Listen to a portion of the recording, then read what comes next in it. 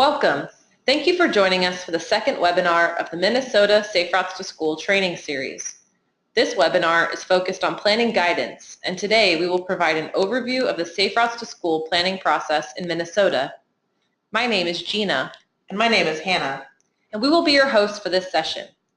This webinar series is sponsored by Minnesota Safe Routes to School to assist planners, engineers, school administrators, teachers, parents, and students throughout the state. For an introduction to Safe Routes to School, view the first webinar in this series called What is Safe Routes to School? An Introduction. The third webinar in this series covers special topics in Safe Routes to School planning and includes coalition building, communications, and equity. Today, we'll provide an overview of the planning process, beginning with a discussion of the planning process objectives. We'll cover how to assemble a Safe Routes to School team in your community to plan and take action locally. We will discuss how to conduct an existing conditions assessment and a walk audit to bring key stakeholders together and identify needed infrastructure improvements.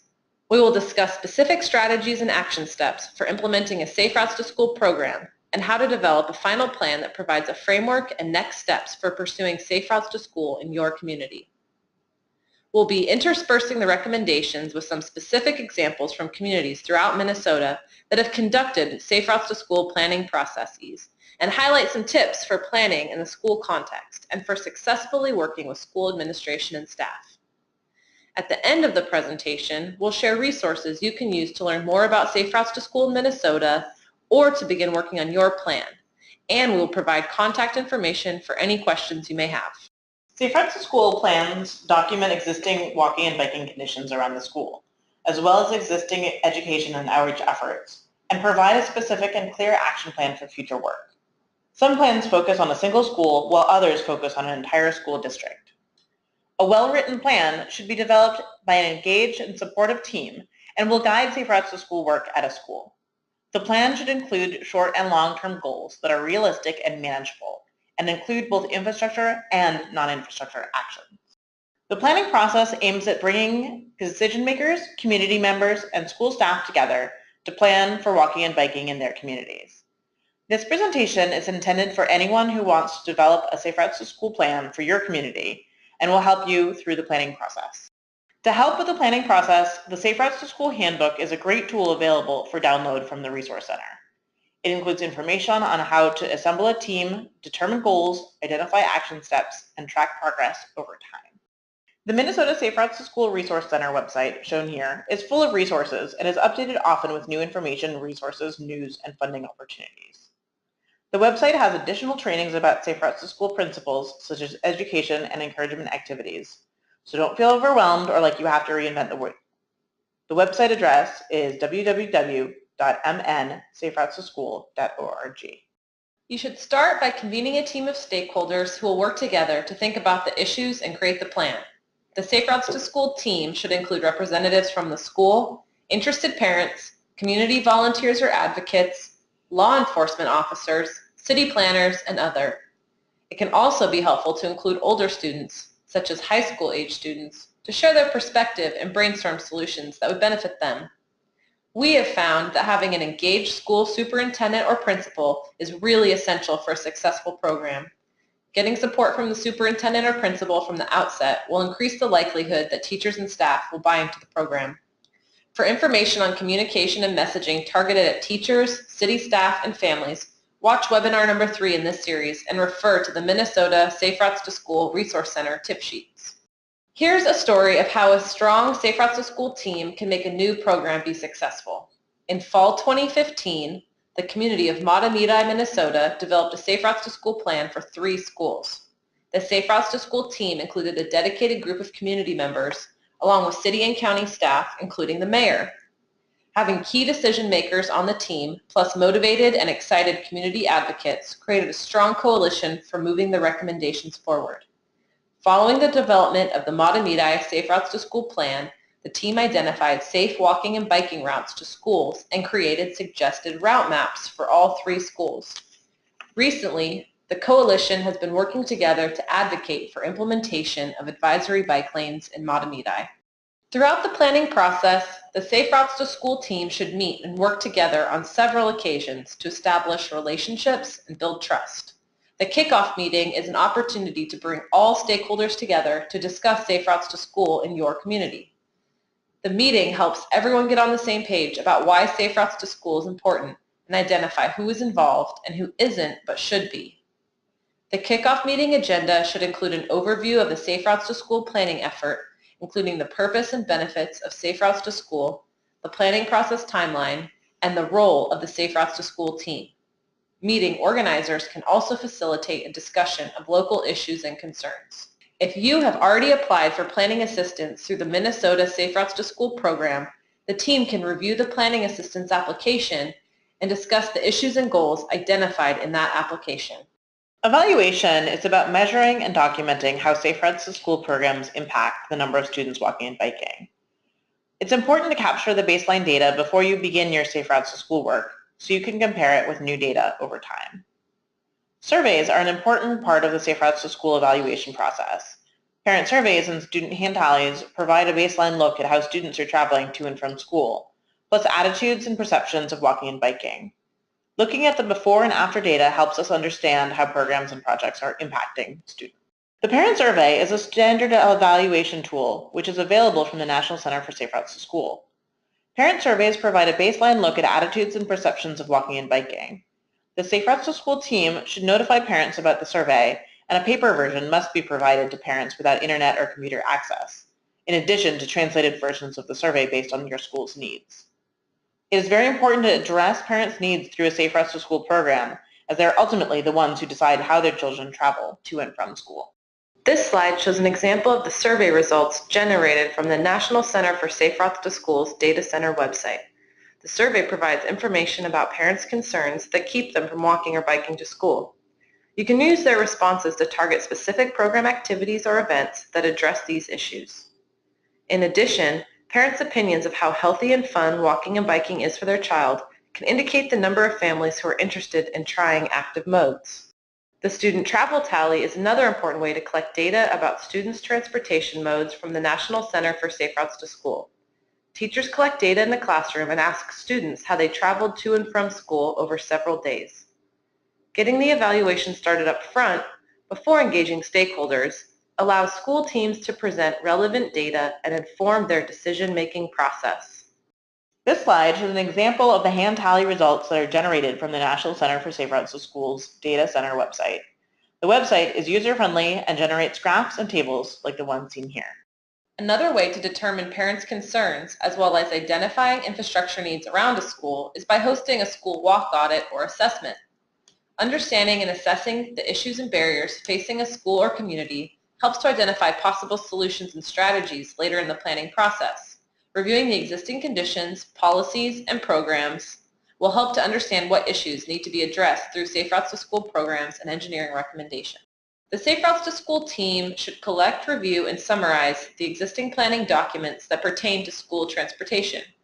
You should be able to find the background information through agencies, including the school district, the city, the county, and individual schools. Background information includes existing policies and programs that the school is already engaged in, such as wellness policies or existing walking and biking programs. The walking and bicycling zones that indicate where students are eligible for busing. School and campus properties to understand the school site and adjacent land uses. The street profile, such as number of travel lanes and on-street parking. Pedestrian and bike facilities, such as sidewalks, marked crosswalks, and bike facilities like bike lanes or trails. And connected routes both on the campus and connecting the school to the surrounding areas, such as neighborhood paths or unofficial paths or cut-throughs that students are already using. Also look for fencing or other barriers that impede students' access to campus. Also collect pertinent data including school enrollment boundaries, bus routes and bus policies, student addresses for mapping, crash data for the walk zone around the school, existing traffic counts, and speed limit data. The next step in the Safe Routes to School planning process is to conduct a walk audit. A walk audit is an assessment of the walkability and bikeability of the area around the school, and the team should conduct one for each school involved in the program. The planner or team lead should meet with the rest of the Safe Routes to School team, as well as students, parents, and volunteers, to fill out the walk audit forms. These forms are available through the Minnesota Safe Routes to School Resource Center website. The team should observe school arrival and/or dismissal to understand the transportation issues on campus, such as circulation issues between school buses and personal vehicles, and any potential conflict points.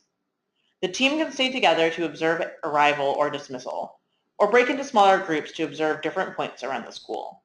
The team should meet after the audit to report back any findings or observations. It can be helpful to mark up an aerial map of the area with the group's findings. Here is one example of the importance of walk audits in Safe Routes to School planning. In spring 2016, the community of Rogers, Minnesota conducted walk audits. When the team was observing dismissal at Rogers Elementary School, the school resource officer was curious to see if any students walked through a particularly dangerous intersection to get home. When the team reconvened after the observations, the resource officer was shocked to report that he saw over 50 students walk that way. The school had no idea. Senior school and district staff on the team could immediately decide that a resource officer needed to be present near that intersection after school to help students safely cross the street in the future. An optional neighborhood meeting could be held in combination with the audit or at a separate time to solicit input from a larger audience. Community members can summarize observations from the earlier audit to the audience and collect comments from community members. This meeting can be somewhat informal. Consider setting up boards in front of the school during dismissal to talk with parents while they're waiting for their children. You could set up a table at a sporting event or at parent-teacher conferences. You increase the likelihood that you'll get feedback by going to where parents and students are rather than asking them to attend a meeting. The Safe Routes to School team in St. Paul recently did just that. In fall 2016, the team set up boards at dismissal outside of Chelsea Heights Elementary School with a team member to discuss Safe Routes to School issues. Because parents had to gather in one area outside the school, they were a captive audience to discuss Safe Routes to School planning. The team received some great feedback and insight. Many of the parents had young children and likely wouldn't have been able to attend a more formal open house style meeting later in the evening. Now that your school team has collected information about travel patterns and reached out to the neighborhood, it's time to use all of that information to develop strategies and action steps for implementing a Safe Routes to School program in your community. Using the data, you should be able to identify specific outreach methods and Safe Routes to School activities that overcome the barriers to walking and biking to school. Each strategy should list short and long-term action steps that cover the 6 E's of Safe Routes to School: education, encouragement, enforcement, evaluation, engineering, and of course, equity. This slide shows an example of short-term recommendations and action steps from Becker, Minnesota. The first recommendation is to begin a walking school bus or bike train program, and it identifies parents and statewide health improvement partnership, or SHIP, staff as the folks who will potentially take the lead. Strategies should identify potential lead implementers and key partners to get the strategies going, and show a timeline of when actions should be taken. The right strategies will be different for every school and community. The Minnesota Safe Routes to School Resource Center website is full of great resources and ideas for programs and activities a community can choose from. Strategies can also include identifying unsafe areas and, in some cases, identifying which types of infrastructure improvements are recommended. It is important to work with city or county engineers on the Safe Routes to School team to develop engineering strategies that can actually be built in your community.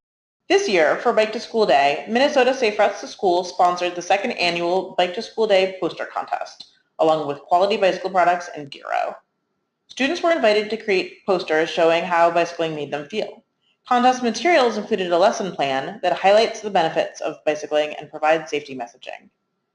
Students submitted over 400 entries from around the state. This is a great example of a relatively easy action that a school can take to encourage participation in a statewide poster contest and embed bicycling into the school culture. The Safe Routes to School plan brings together all the work done from previous activities. Minnesota Safe Routes to School can provide a template for you to use. Make sure to take good photos during the walk audits, community meetings, and team meetings to use in your plan. We recommend using the SMART Goals framework, which promotes goals that are specific, measurable, attainable, relevant, and time-based. This helps show a clear path for who, when, and how partners will implement the recommendations in the plan. Keep this framework in mind as you work on all aspects of this planning process and when assembling the final plan. Here are 2 examples of goals, one poorly written and one written using the SMART Goals framework.